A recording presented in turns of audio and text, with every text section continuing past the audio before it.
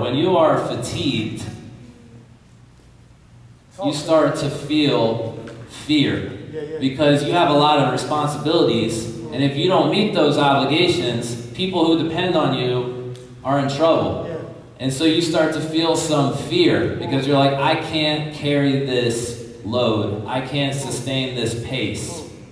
And so you start looking for a power that can keep you going, that can motivate you, something compelling and attractive to keep you going when you're seeing a lot of stuff go on and you're exhausted and life is hard.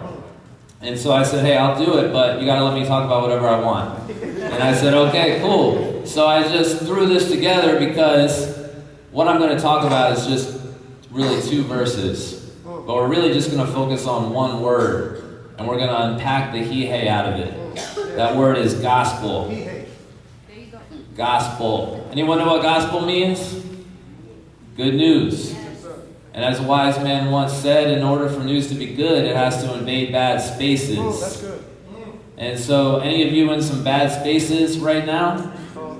And bad spaces can be the mundane, like boredom. I have a low boredom tolerance. Any of you who do bad things when you're bored, one of the most dangerous things on the planet is a man who is bored. I have a low boredom tolerance. That triggers me to start thinking, oh, I know some things that will cure this, and they're all bad. Anybody here attracted to things that will kill them? I have quite a few of them. So boredom is a bad thing, but then there's also heart-wrenching tragedy and loss and everything in between. And so life in this world is racked with pain and suffering. And the good definition of suffering is not getting what you want while you're getting what you don't want. And I think all of us are under that waterfall in this world. And so we need good news that can invade any bad space. And I wonder if you have that. And if you know how to rejoice in it. You know, because like any of you who are killing it on your New Year's resolutions, you got to motivate yourself, because you're motivated for like, what, 15 minutes? And then reality sets in and you're like, kill that noise. Tomorrow, one more time. Tomorrow, one more time. So you got to learn how to motivate yourself, and whatever it is that motivates you and gets you to push through difficulty and barriers and obstacles is your gospel. It's your good news. It's the thing that moves you and shapes you. Everyone has one, but there's only one real gospel. And so what I want to do is just zero in on the gospel and just drill it into our brains, because I need this message even more than you. And the gospel is not the ABC of the Christian life. It's the A to Z. It's not the entry point. Got it? It's the pathway that you walk. Amen. If you are not walking actively in the gospel, if it's not the lens that you view the world through, if it's not the story that is shaping your identity and your life, can you handle it? You're screwed. I always get in trouble when I say that in church, but you can't take it out of me. I'm going to keep telling you. You don't get the real gospel, and you're screwed. And so we're going to look at a million ways that we screw ourselves. And on top of that, we're going to see that we're insane, because insanity is doing the same thing, expecting a different. Anybody insane by that definition? So I need some sanity this morning, and I'm going to drag you with me as I tell you the story that I tell myself every day. And by the grace of God, in the past few months, I've shifted from being full-time ministry. This is actually a misnomer.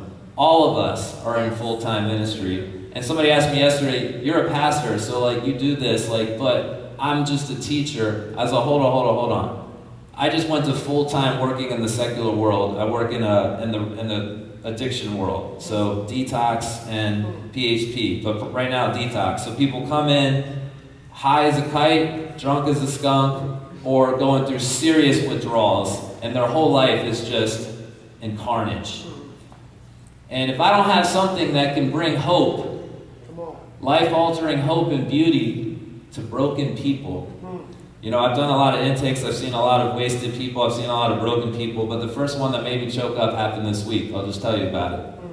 This girl comes in, she's going through withdrawals. So she's shaking, she's white, she's in pain, she's miserable, she's completely coherent.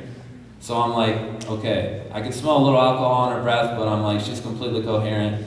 You know, she's going through withdrawals. So I'm trying to get her through this intake process as fast as possible. It's extremely tedious.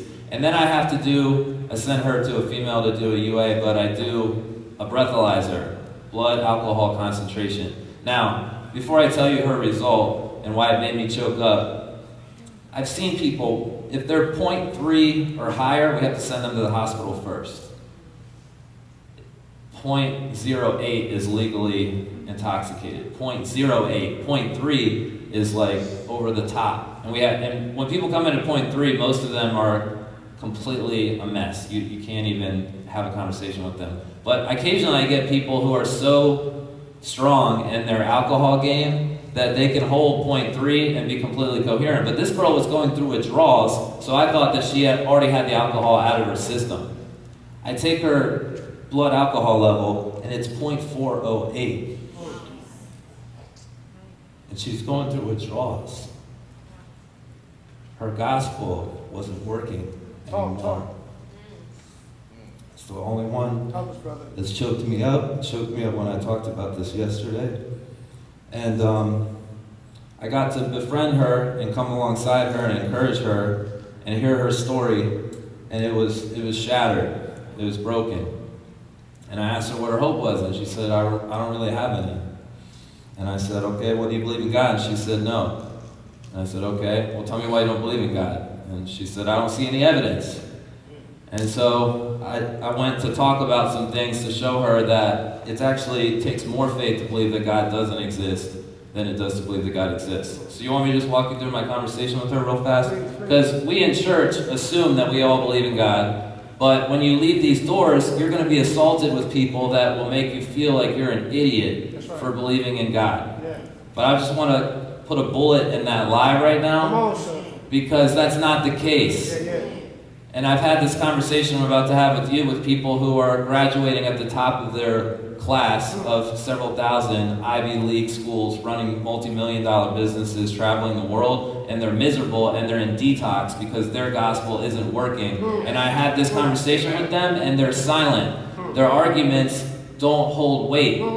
So let me just tell you what I said to her. I said, okay, well, can I just talk to you about that real quick, about the idea of God? I said, there's a famous philosopher, his name's Mortimer Adler, and he put together this history of world literature collection. And even though he's an atheist, the largest section of books he compiled from throughout the centuries of our human history were related to the existence or non-existence of God.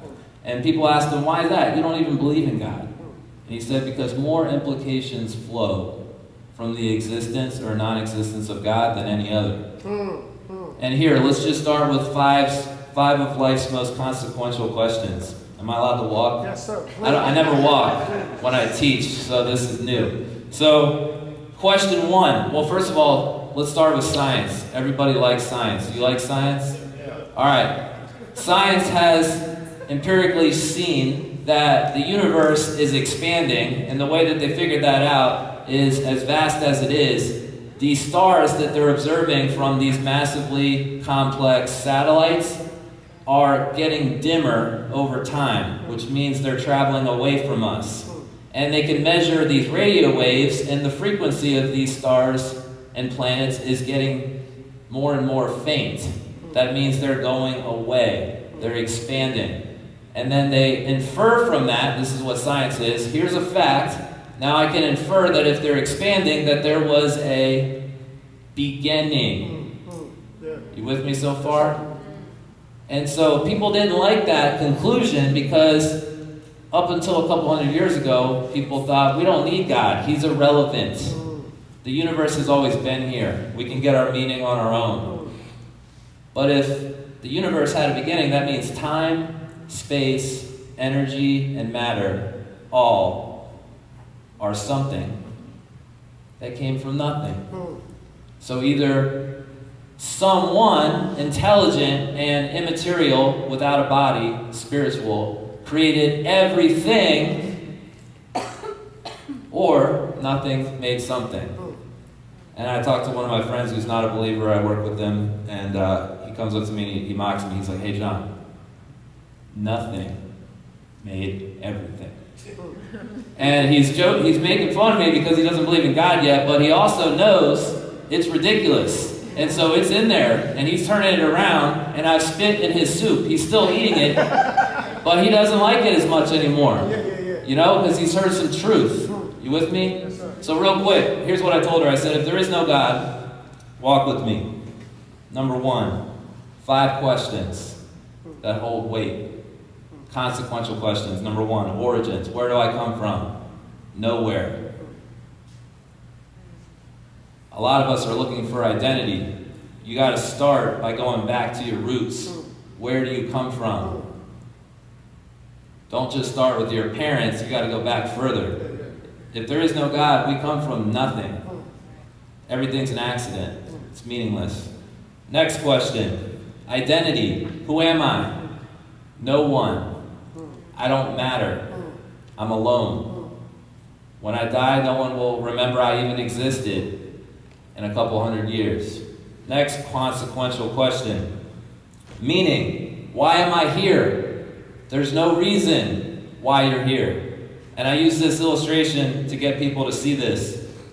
You find somebody, like in my detox, there's these random rocks that are there. And I said, what if you saw a client down there looking at these rocks really intently, and you're like, hey, what are you doing? They're like, I'm trying to figure out my purpose, man. I'm trying to figure out my worth. I'm trying to find myself, find my identity. And you're like, well, why are you looking for it in those rocks? And it's like, I don't know, I feel like I can find it here. And you'd be like, all right, bro, check it out. First of all, you're thinking, where's the meds? You know? But the second thing you're thinking is, look, 2 things are necessary for those rocks to have meaning. 2. 1, they have to be placed there by a person for a reason. And 2, they have to point beyond themselves to something else. So if you find some rocks on top of each other, that's called a cairn or a memorial. It's meant to be like a prompt. There's something beyond this. It's pointing you to something. It's a sign pointing you to something else. You with me? Yeah. If you get up in the morning and you eat your alphabet cereal and you come and you find it there prepared for you and it's all jumbled up, you're like, awesome, crush it. Next day you get up and the alphabet cereal says, clean your room. You could just believe nothing made something, or you can believe that someone arranged these letters in a coherent sentence to point you to action. You with me? So a lot of people are like, man, this is my sign. I get my frame, my system, my beliefs, my story from the stars, the astrology. If there's no God, they're just rocks. It means nothing. And you're just insane because there's nothing there to find. Follow me? So if there is no God, why am I here? There is no reason. Next big question, 2 more. Ethics. How should I live? You like vanilla ice cream, you like chocolate ice cream. That's a preference. It's amoral. You're not better than her for liking vanilla and chocolate, although I would think you are better because I think vanilla is better than chocolate. Combine them and vanilla makes chocolate more better. But whatever, it's amoral. You're not superior to her. If there is no God, if you like to love your neighbor and do the next right thing, and you like to rape, steal, and kill, there is nothing above us to appeal to. What makes you the judge of me? How can you impose your judgment on me? What obligates me to do anything for you? What have you ever done for me? Follow me? Sounds like human history. We're gridlocked.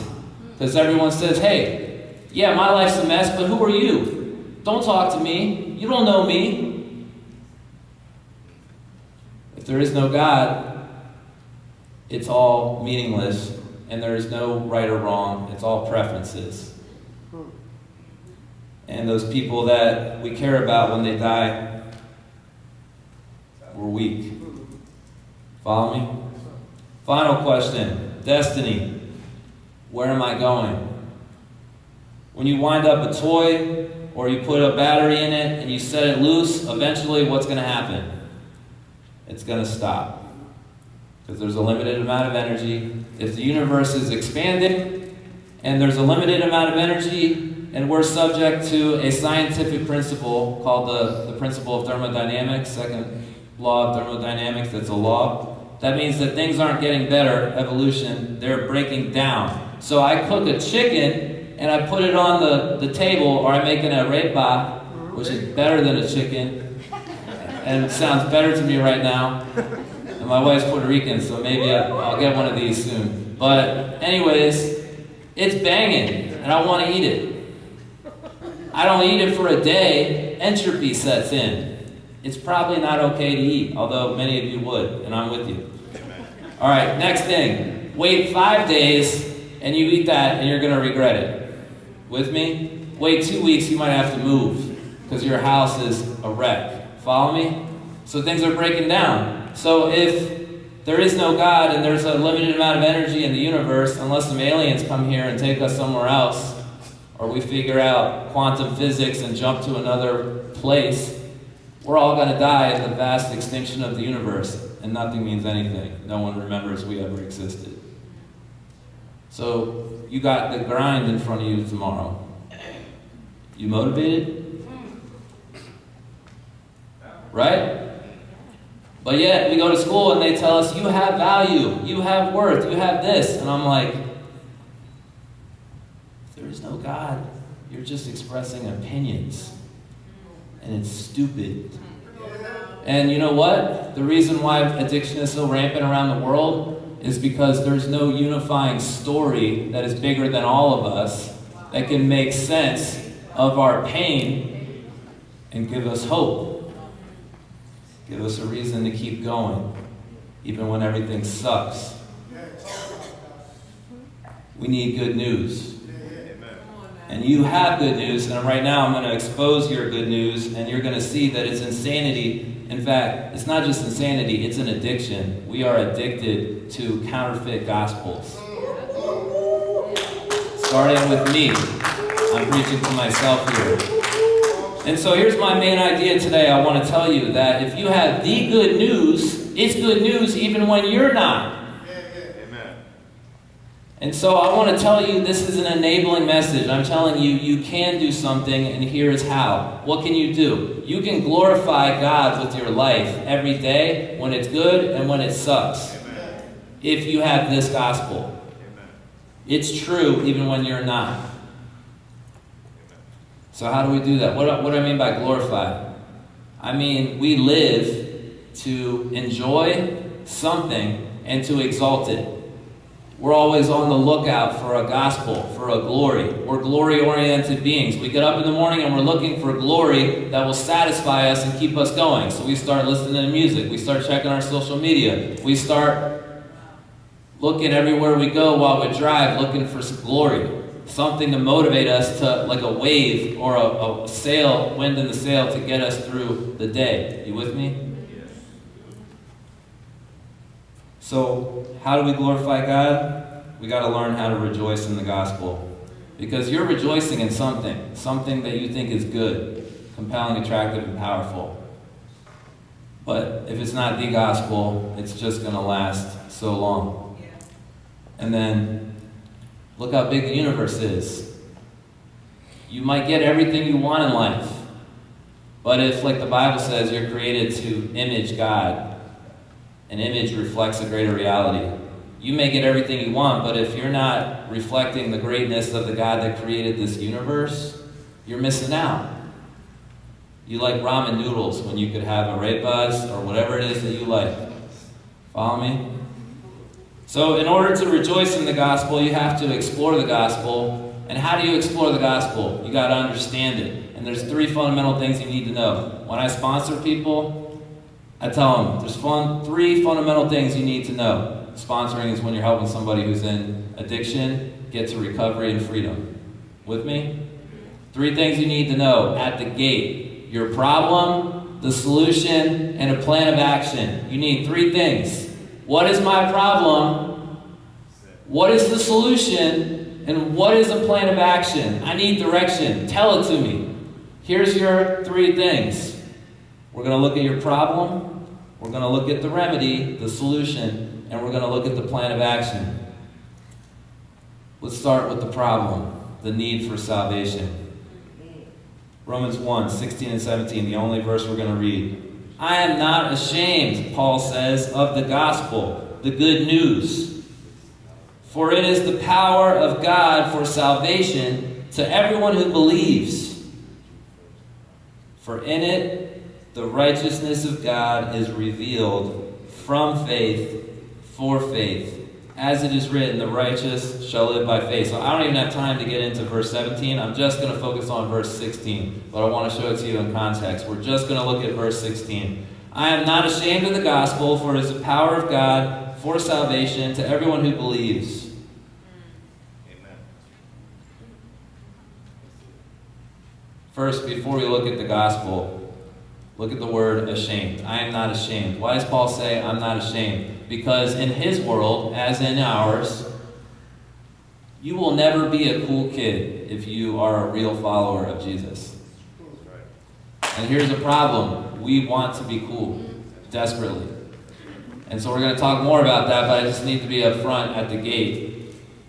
Jesus said, his way is narrow, and few find it. And broad is the road that leads to destruction.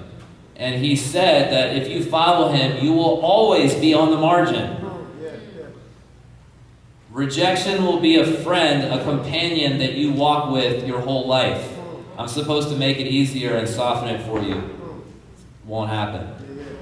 But if you understand the gospel, it's so good, so beautiful, so powerful, that even though that hurts, something is brighter. It's weightier. And that can't enslave you anymore because you've tasted something better. Honey seems tasteless to someone who's full. But to the starving, even what is bitter tastes sweet. The whole world is satisfied with bitter food because they're spiritually dead. And we're going to look at the answer to that. And if you're alive, you didn't cause yourself to rise. And so Paul's not ashamed because he sees clearly the real thing, the good news. So what is that good news? It's the power of God for salvation to everyone who believes. So let's look at this word salvation. What does that mean? I'm going to pull out a definition from a gospel Yoda. His name is J.I. Packer. He's a gospel gangster. And so here's his definition of salvation. Being rescued from jeopardy and misery so that one is now safe. Being rescued from jeopardy and misery so that one is now safe. Let me just read you the definition for the word jeopardize. Put someone or something into a situation in which there is a danger of loss, harm, or failure. Now, let me illustrate this. In this detox, I've noticed that my clients from all over the world, from old age in their 70s in detox to barely 18, young in detox, and everywhere in between with tons of pain. There's a thing with like 500 movies in it that they choose from and watch movies together. And almost every movie they watch is a horror movie. So I started reflecting on this. I'm like, why are they picking horror movies? Couple reasons.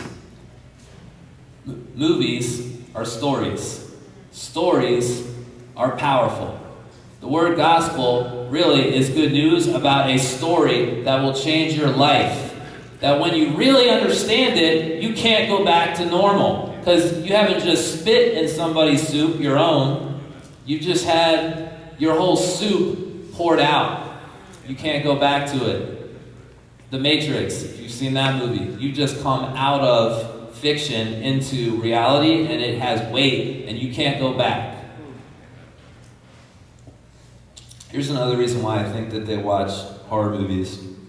We watch things that draw us in and make us feel alive. And so that feeling of being alive, that quickening pulse as the suspense is happening, and then the illustration of the choice-consequence relationship. What will this person do in this harrowing situation? Makes us think, prompts us think, what would I do in a similar circumstance? Follow me? Movies do that to us. Stories do that to us. Well, here's the big idea. Life must feel, to some extent, like a horror movie. Like everything is horrible.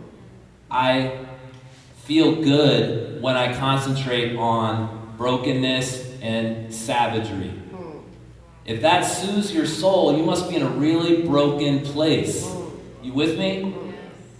And so rather than pretending that that's not happening, we need to look at it and face it for what it is. Why does that comfort them? How bad must it be if this is what comforts them? If this is what makes them feel alive? If this is what gives them a choice between alternatives?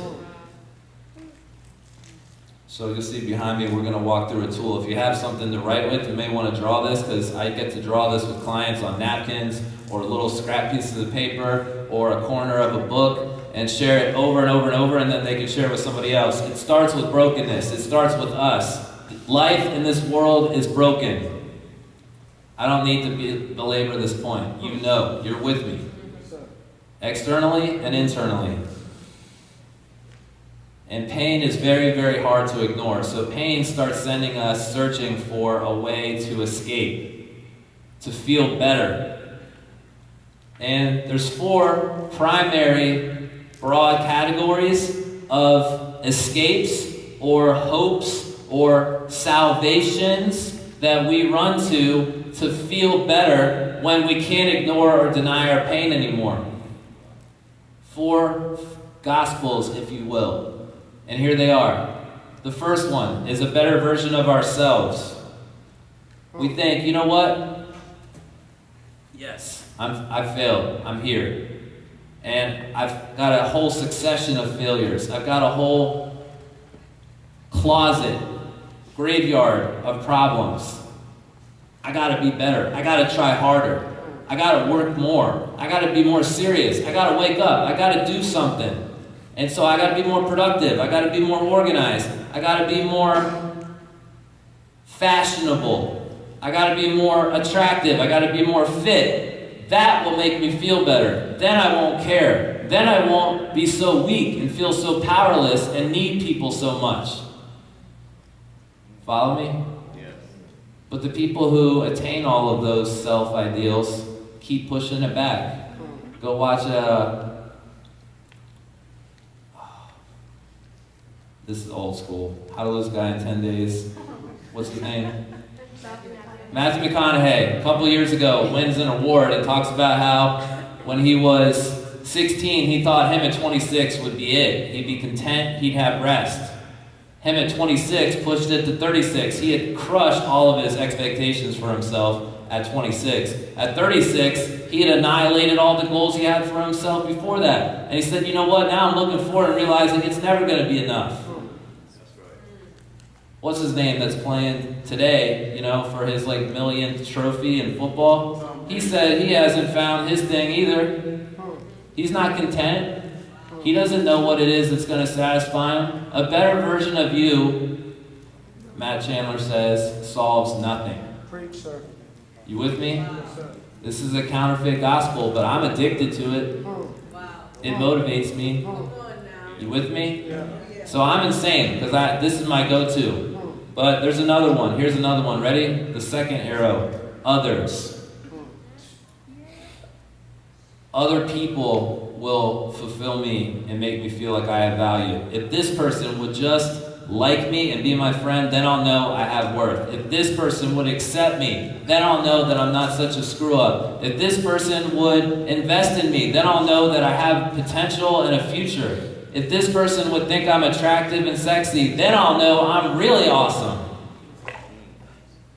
And if you don't get that acceptance, approval, or affection, you're constantly in hell.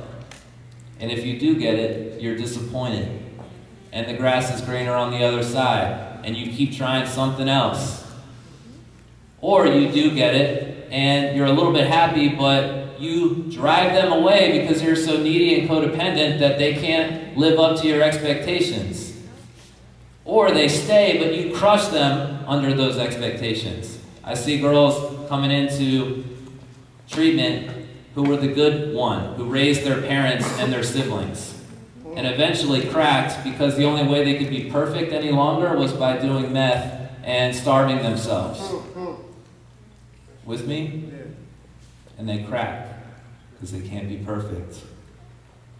Or, like this old woman I met, your identity comes from taking care of someone. You're a caretaker. And then they die. And you have a mental breakdown because your sense of meaning in life has just been taken from you. And you have nothing. It's a false gospel. It's an inadequate solution. It's not salvation. Are you with me? Yes, sir. I'm guilty of both of these. I run to both of them. The third one is the world. And this is where we look for comfort and what the world has to offer. Now, the world, this planet is not bad. God created the universe, you'll find out, because he was full of joy and love and wanted us to share in his joy and love. So the world is a masterpiece. You are a piece of art, an expression of the inner being of the artist. And so the world is not bad, but what I mean by the world is taking things in the world and using them for things that God did not say they were to be used for. So if I take an iPhone and I'm trying to use it to drive a nail into something, I'm like, this iPhone is a piece of poop. It doesn't work right. It doesn't do what I want it to do. And you're like, bro, it's not for that. Teach.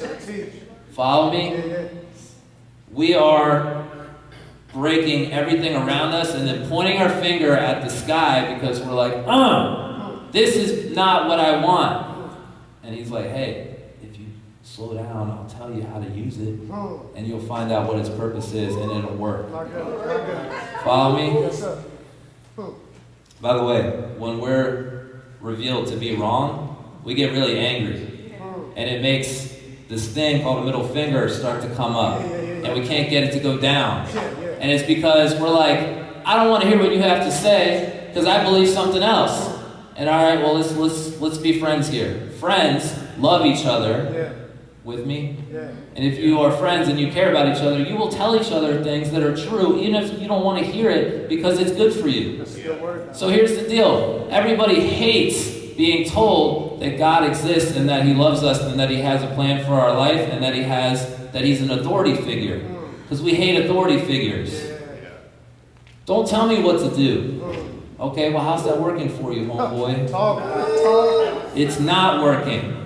Even if somebody has all that success that you want and I want, they're still miserable. They're just hiding it from you, or they can't hide it because they're a poop show all over the internet. Follow me? See, I'm censoring. I'm trying. All right? All right.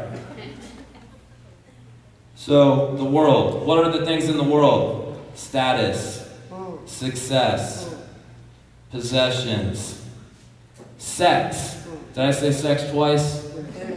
Probably important, right? It's not salvation. You will never have enough sex to be content. And you'll find yourself addicted and in way over your head. The world cannot satisfy you. And here's the deal, and I've said this to what we call platinum clients, people who can drop $50,000 to $70,000 cash for 30 days of treatment. I said, I heard this, tell me if it's true, because I'm walking them through this. Meaninglessness is not caused by the onslaught of pain. It's the futility of pleasure. Here's what I mean. There's more power of the Spirit in this room among you guys when I heard you worship than I've seen in megachurches because the Holy Spirit's here. And yet, these platinum clients, and my heart breaks for them, are addicted and miserable, and they nothing works. They have everything they want. If they want to fly to the other end of the globe, money is not an object. They can do whatever they want, and they know they'll still be stuck with themselves and their brokenness, and they have a beautiful family, beautiful wife, beautiful kids, everything, and they can't be happy. And they're the ones that kill themselves more than anybody else. It's a fact. Go check it out. While we run the hamster wheel again and again and again because we're still chasing it. Follow me?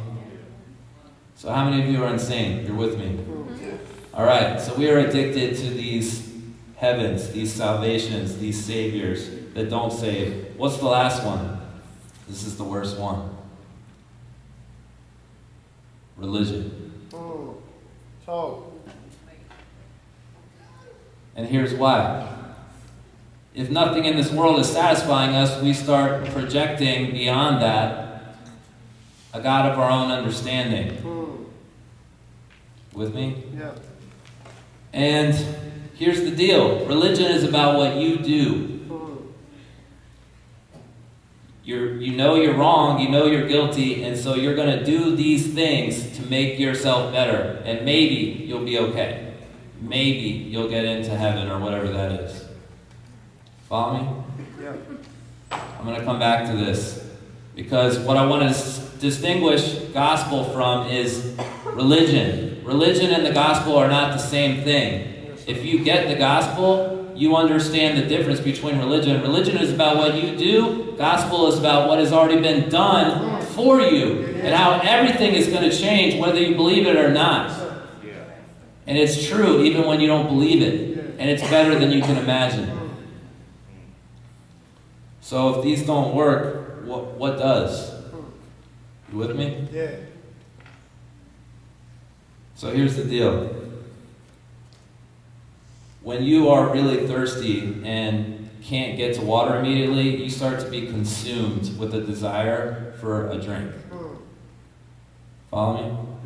You gotta have it. You're desperate. You're disintegrating. Now, if a fish decides, you know what? I don't need this. I can do whatever I want. I can be whatever I need. I can do whatever I feel. Forget all y'all. I'm leaving. Jumps on the sand. Holler at your boy. What happens? It dies. First, it suffers alienation, and it's got a little liquid there, so it might make it for a few minutes, but then it dies. It's not in the environment for which it was made. But if you throw that stupid fish, which is me, back into the water for which it was made, it revives and it flourishes. So what is the environment for which we were made? God's perfect design. The world you're longing for, hear me, is the world God originally created. It's the world where everyone had a place and everyone had a purpose. And we enjoyed God's love face-to-face, intimately, in deep connection. And there was peace with Him vertically. There was peace with each other horizontally. There was peace with ourselves internally. And there was peace with the environment because it was a beautiful, perfect paradise. But it didn't stay that way for long. Why? You'll see. Go to the couple slides forward. Next slide.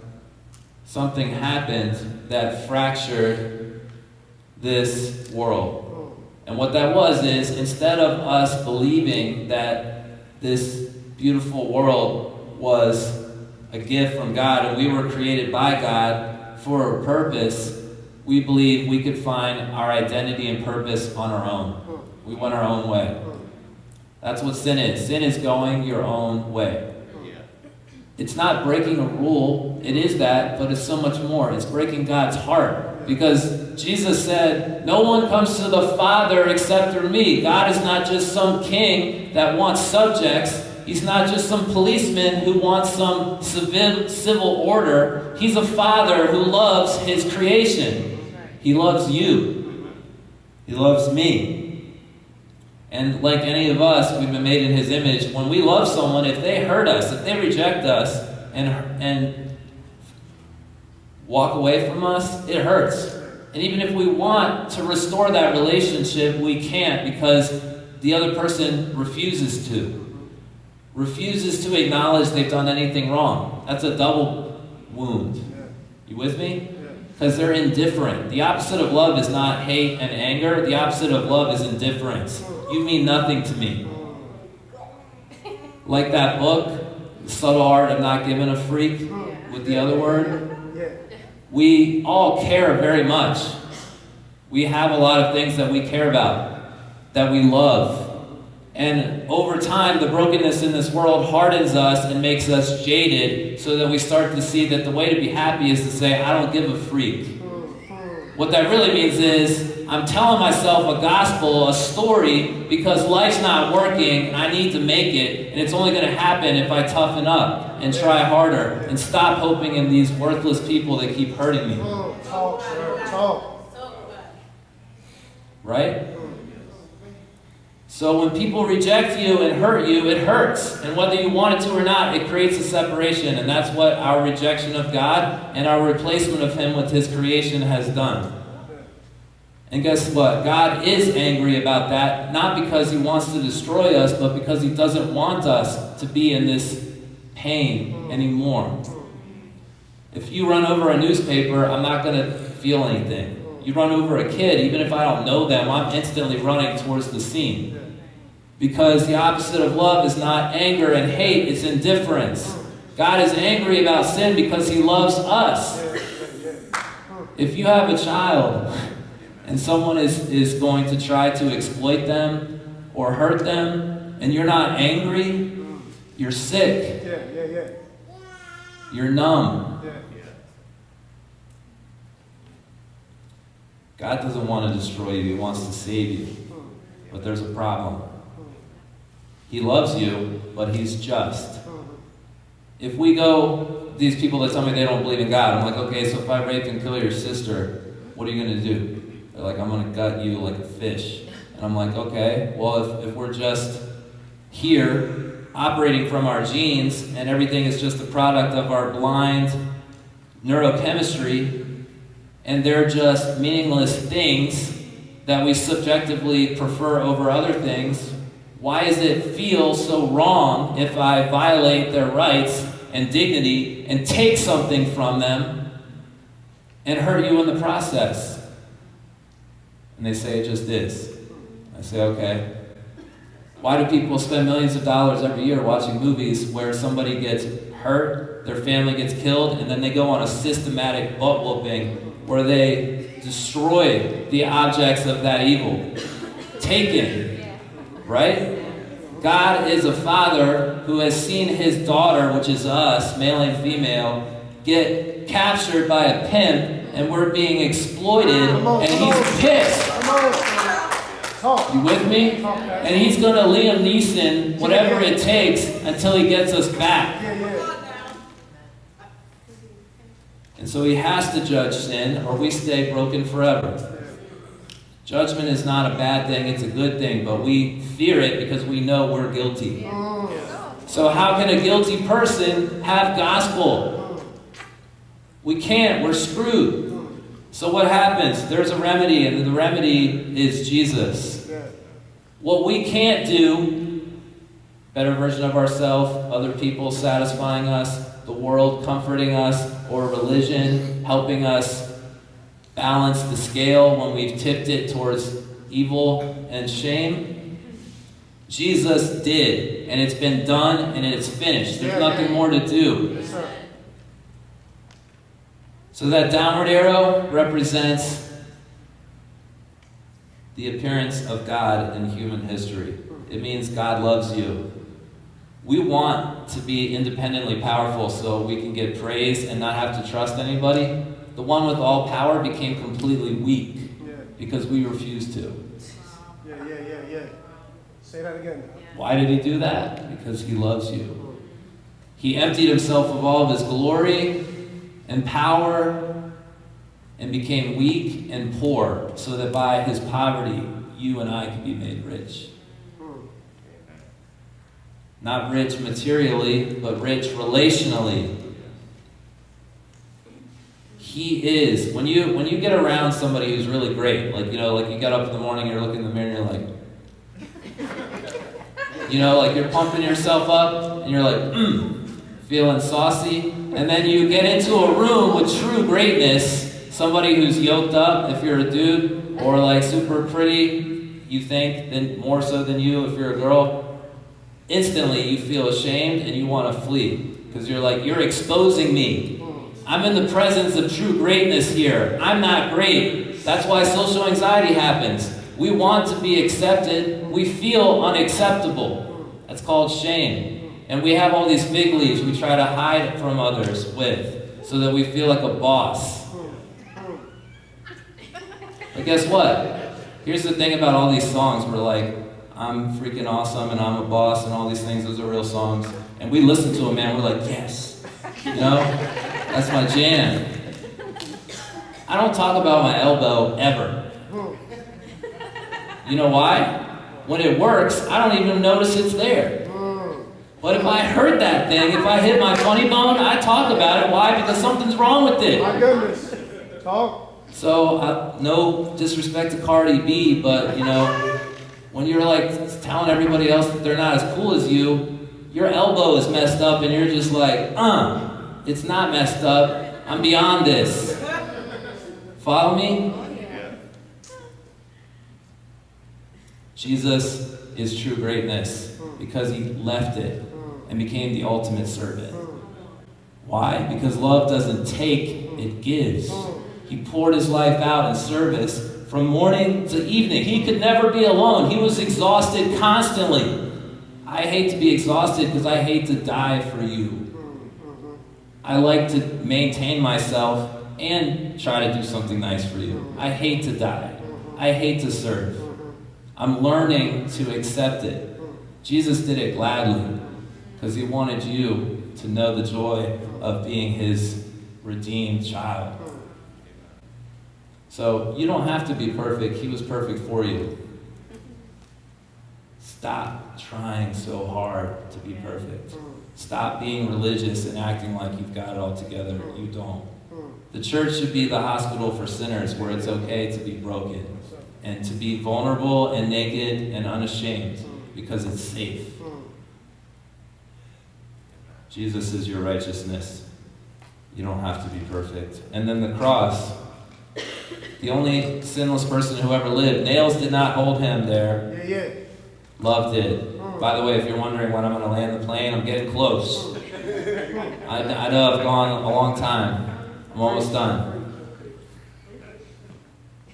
Nails did not hold him to the cross. Love did. Because how can God be just and destroy evil without destroying us? And the answer is he can't. So the unbreakable became breakable. God became human so that he could live the life that we couldn't live and then go to the cross and have our sins placed upon him and he be punished in our place so that he could end evil without ending us. So that he could destroy evil and restore the world he loves with us in it. And we could live happily ever after with him. He exchanged places with us. Here's a real picture of that. I haven't seen this movie. I heard about it in a Tim Keller book. A mobster. All the kids in this ghetto looked up to him because he was hard. And he ran things. He made a lot of money. He was tough. And then he got sentenced to death. And he was facing his death. And this pastor came to him and said, hey, all these kids are going to immortalize you when you die. And so what I want you to do is when you're facing your death and they're filming it, because you're such a notorious criminal, I want you to scream and wail like a little coward and plead for your life as they take it from you. He's like, what? No! My image is all I've got. But then he said, you're going to sentence all these kids to death just like you. We glorify people who destroy themselves. And we idolize them and try to be just like them, while we mock and ridicule people who do the next right thing and take care of others at the expense of themselves. Well, Jesus had the sinless life. Everything is his. What's he do? He takes ridicule. He takes rejection. He's stripped naked. He's dying from from suffocation as he pulls up to breathe. He pulls the nails on his hands and his feet. He's naked between two criminals. He could just destroy all of us. Why did he stay? Because he loves us. Why did he allow himself to be humiliated? Because he loved us. I don't have love like that. I don't love you like that. Unless God takes from my prying hands my addiction to myself and my glory, I can't give it up. I don't think you can either. But if you're Jesus' son, his loved one, his bride, if you're the Father's daughter, like Liam Neeson, he's going to get you. That's my hope for you. That's my hope for me. And so he died the death we should have died. So because he died, Jesus is your forgiveness. You don't have to earn God's love. He's your cleansing. You don't have to beat yourself up or have shame. You can just come to him all the time, where you're at. You don't have to do anything. I'm a mess. I need you. He's there. Final thing, resurrection. It's not just the receipt that he's bought you in full, but it's the end of your old life, and it's the power for new life. Because here's the deal. How is the gospel power? It's a story. It's a story that explains your brokenness and your problem. What's my problem? Me. I'm attracted to things that will kill me, and I will sacrifice everything and everyone just to get my fix.